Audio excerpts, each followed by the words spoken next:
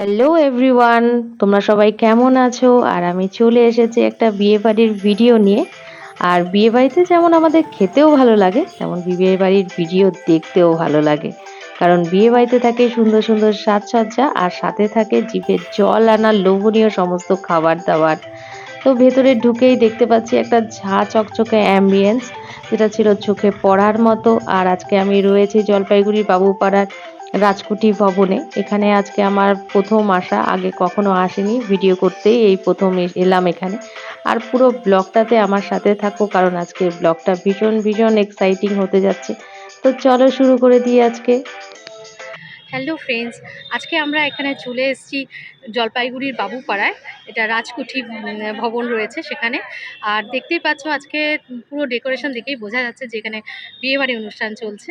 তো আজকেও আমরা কিন্তু উইদাউট ইনভিটেশন বলতে পারো ক্যাটারিং প্রমোশনের জন্য এসেছি রাজলক্ষ্মী ক্যাটারের পক্ষ থেকে। তো চলো আজকে সন্ধ্যাটা তোমাদের সাথে একটু শেয়ার করে নিই। তো চলো।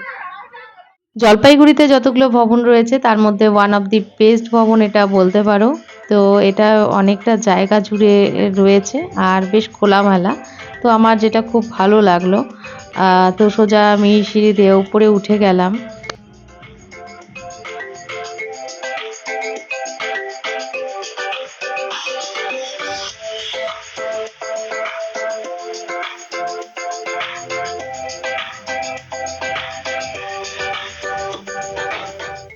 ওপরে উঠে এক সাইডে দেখছি খাওয়ার জায়গা খুব সুন্দরভাবে ডেকোরেট করা রয়েছে, আর আরেক দিকে কিন্তু বর বউ যেখানে বসে সেই জায়গাটা ফাঁকাই ছিল, কারণ বর বউ নিচে দেখলাম যে ওনারা ফটোশ্যুট করছিল।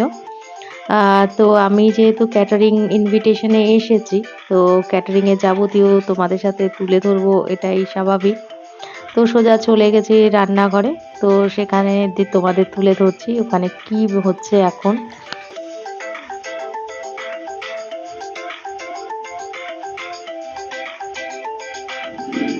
হ্যাঁ, এক পাশে ডাউন হয়ে গেল তাই এটা কি হচ্ছে বানানো? মশলা করছে মশলা কুলচা। ভেতরে কি কি স্টাফিং আছে? বলে দে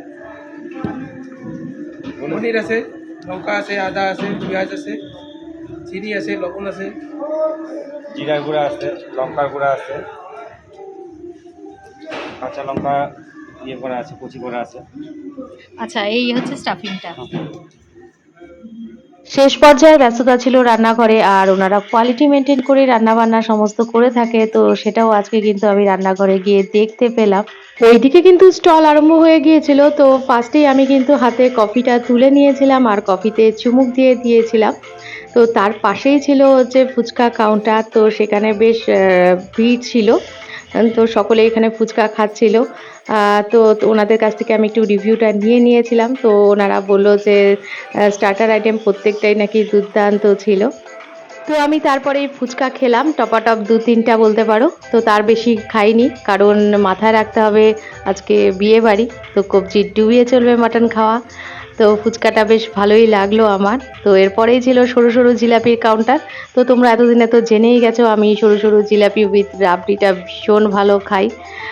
তো ওটা নিয়ে নিলাম। তো অ্যাজ ইট ইজ এটাও একদম ভালো ছিল আগের মতনই। তো এরপরে যেটাতে আমার চোখটা আটকে গেল সেটা হচ্ছে আম পান্না।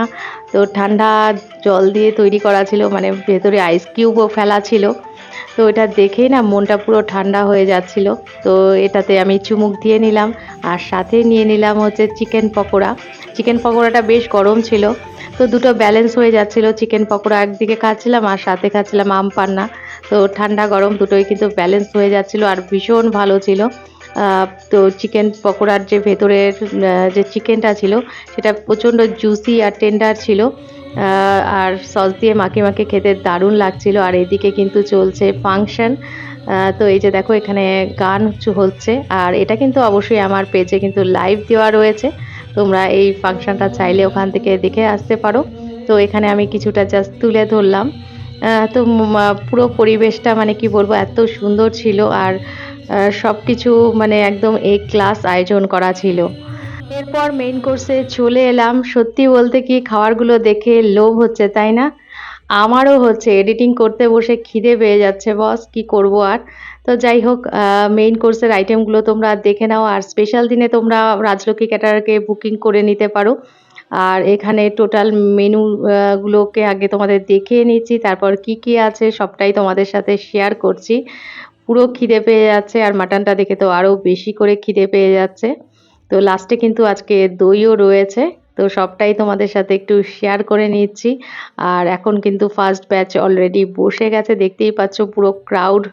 তো সেখান থেকে আমিও বসে পড়লাম, এখানে আজকে না বসে খাওয়ার অ্যারেঞ্জমেন্ট ছিল, বসে পড়লাম। আর এদিকে মেনু কার্ডটাও আমার হাতে চলে এলো, ভাবলাম তোমাদেরকে একটু শেয়ার করে নিই। তো দেখে নাও আজকে কি কি মেনু ছিল। তো ফার্স্টেই পড়ে গেল আমার পনির কুলচা, সাথে রয়েছে চিকেন ভর্তা। চিকেন ভর্তাটা তো ওনাদের অসাম টেস্টি হয়ে থাকে, আগেও খেয়েছি, তো এবারও আমি বলছি যে আমি এটাকে রেকমেন্ড করছি, তোমরা যদি ওনাদের বুকিং করে থাকো তোমাদের মেনুতে কিন্তু অবশ্যই চিকেন ভর্তাটা রেখো। অসাম অসাম টেস্টি হয়, মানে কি বলবো, না খেলে তোমরা বুঝবে না। আর সাথে পনির কুলচাটা ভীষণই সফট ছিল। তো এটা মানে কি বলবো, আমার দুটোই খুব দারুণ লেগেছিল।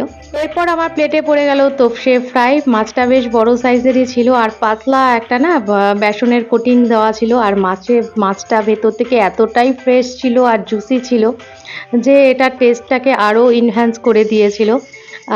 তো এরপরে যে আইটেমটা করে খাচ্ছি সেটা না আমার কাছে ভীষণ অভিনব লেগেছে বিয়েবাড়ির পারপাসে। বিয়েবাড়িতে আমি কখনো এই আইটেমটা সচরাচর দেখি না। তোমরা দেখেছো কিনা আমাকে কমেন্ট করে জানিও তো। তো সেটা ছিল হচ্ছে মোচার কোপ্তা। মানে এত টেস্টি ছিল, ভেতরে যে পুরো স্টাফিংটা ছিল হচ্ছে মোচা দিয়ে, সাথে কিন্তু একটু কিশমিশও মুখে পড়ছিল।